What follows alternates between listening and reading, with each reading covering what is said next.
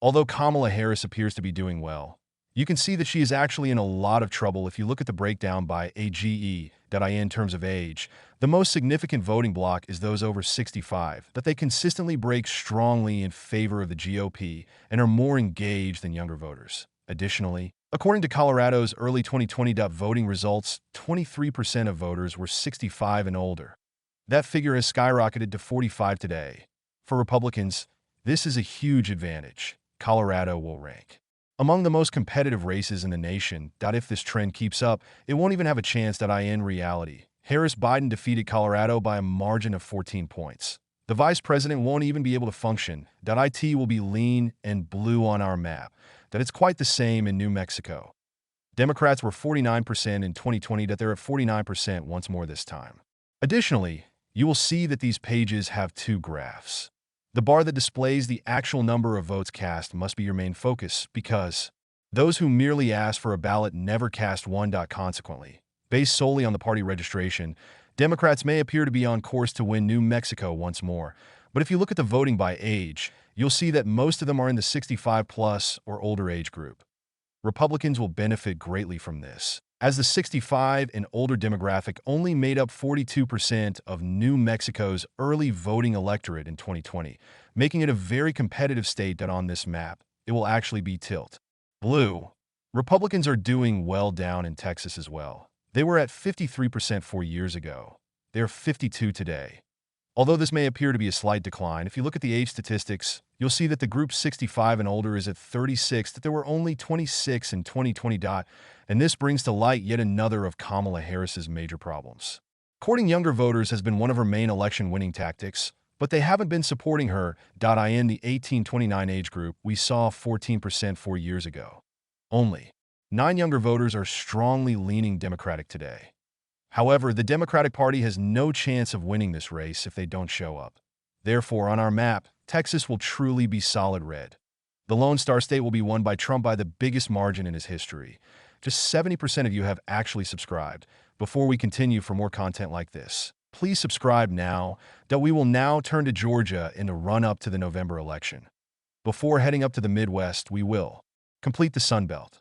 Consequently, Georgia's early voting in 2020, C gave Republicans an 8% advantage. They are 4 in favor of Republicans today. There isn't a significant change. However, there is another important thing to keep in mind. Early in-person ballots and mail-in ballots differ greatly. Voting early in person allows you to do so during the days and weeks preceding the election day. On the other hand, ballots can be mailed in as early as 2 months prior to November 5th.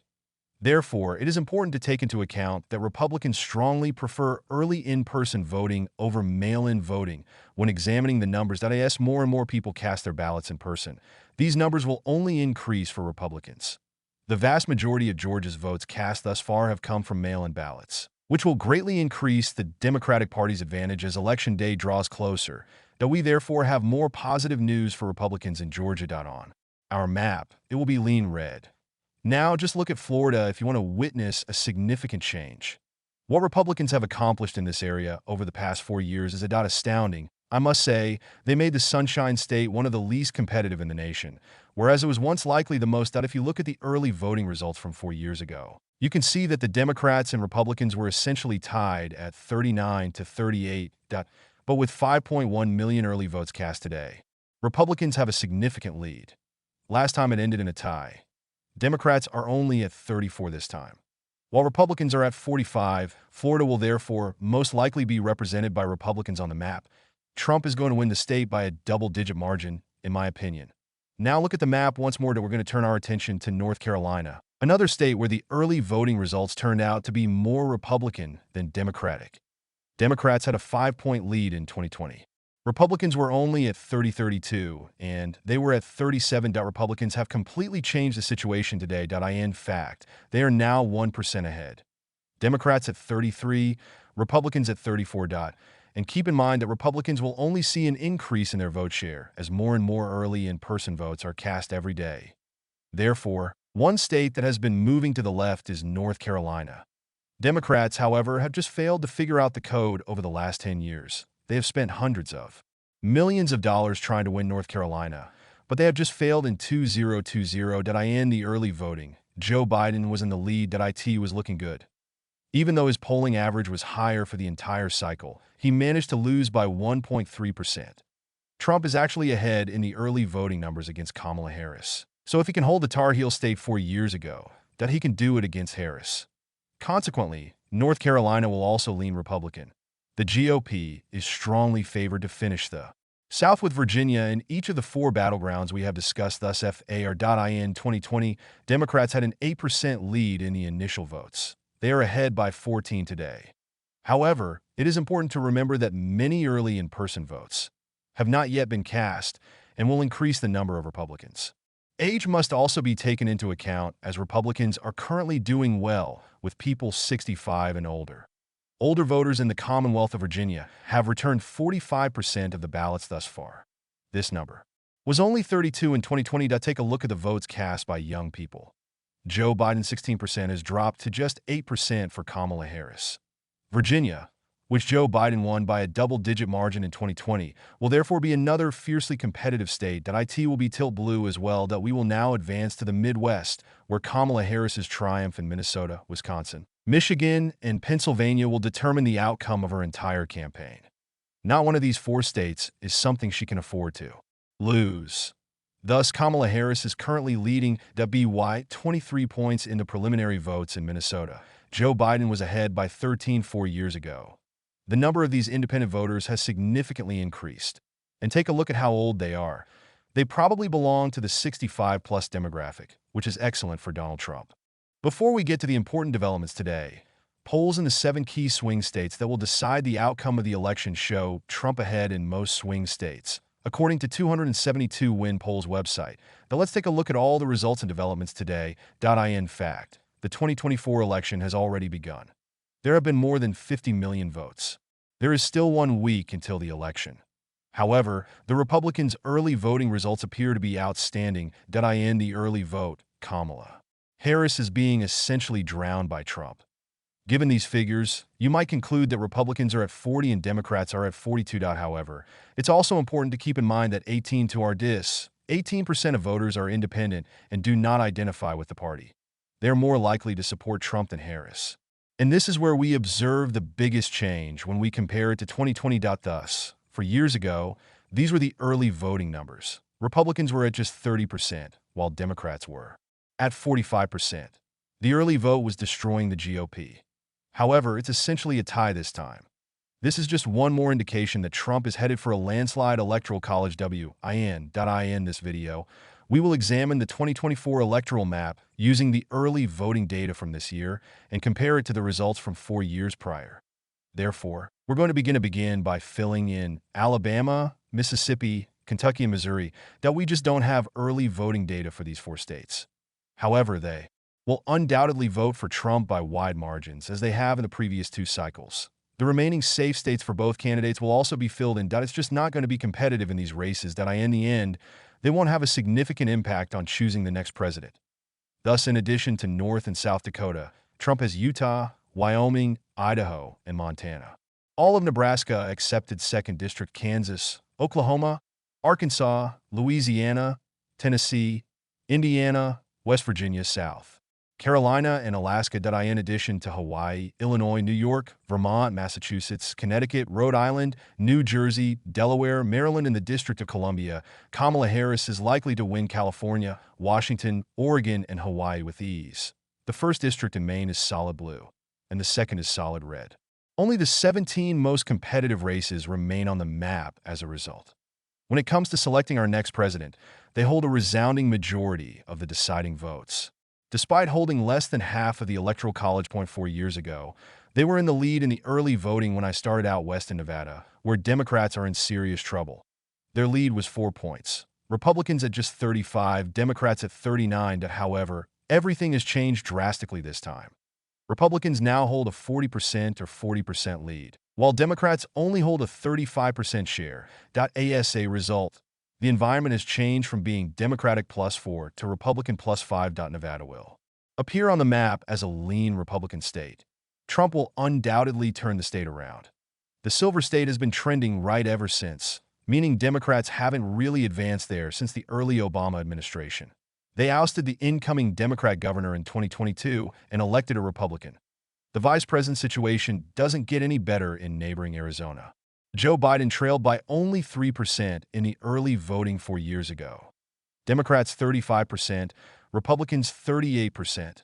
With these figures, Biden became the first Democrat to win the state of Arizona since 1996, winning it by a margin of 0.3%. Republicans, however, have increased their lead for 2024. Democrats are now at only 35%, while they are at 42%. Additionally, it should be noted that Republicans consistently cast more in-person ballots on Election Day than on November 5th. We will witness a significant increase in Republican turnout. Additionally, Democrats will not be able to catch up if they are already 7 points behind in early voting. Arizona will therefore also lean Republican. As Kamala Harris moves on to Colorado and New Mexico, her situation only gets worse. Democrats had a 2-point lead 4 years ago, that they're ahead by 3 this time. Naturally, you must also take into account the significant distinction between early in-person and mail-in ballots that on any given day, you can mail in your ballot. However, there are only a few days when early in-person voting is truly possible. Therefore, mail-in ballots, which disproportionately favor Democrats, account for a vast majority of these votes once more. Minnesota will therefore lean blue. She won't overtake Joe Biden, but the early voting results aren't bad either. He prevailed by a margin of 7. Without a doubt, the vice president will perform worse. Going on to Iowa, Democrats had a significant lead in 2020 that they had a 12-point advantage. In the end, Joe Biden lost the state by 8 points. Today, in 2024, however, Democrats face even more challenges. Based on the party registration from which the initial votes were cast, we essentially see a tie. Miss Democrats are at 42, while Republicans are at 39. Trump will undoubtedly win Iowa by a wide margin based on these numbers. His performance will be the best in the state. But in 2016, he turned the state around. Even though Joe Biden was expected to be a far superior candidate to Hillary Clinton, he managed to hold on to it in 2020 by almost the same margin. Iowa will be heavily red in Nebraska's 2nd district because the early votes are essentially tied. Although we do not have district-specific data, it is expected to be lean blue. However, we do have data from Wisconsin where 35% of voters were Democrats in 2020. They are only 36 today. Hardly an increase. Unaffiliated voters do make up a much larger portion of the population, but they lean strongly toward Trump. Therefore, it's not really a big deal. Of course, there will be a lot more early in-person voting scheduled. Additionally, this will greatly benefit Republicans. People 65 and older have actually cast half of the early ballots that have already been cast.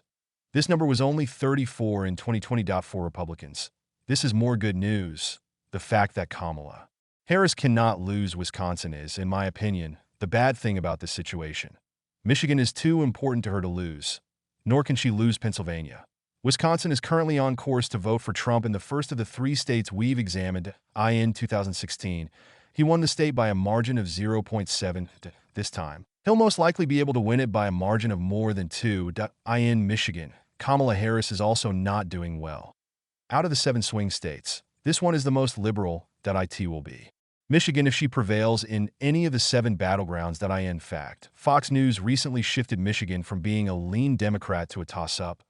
Additionally, they recently moved Arizona from the toss-up category to the Trump-leaning category.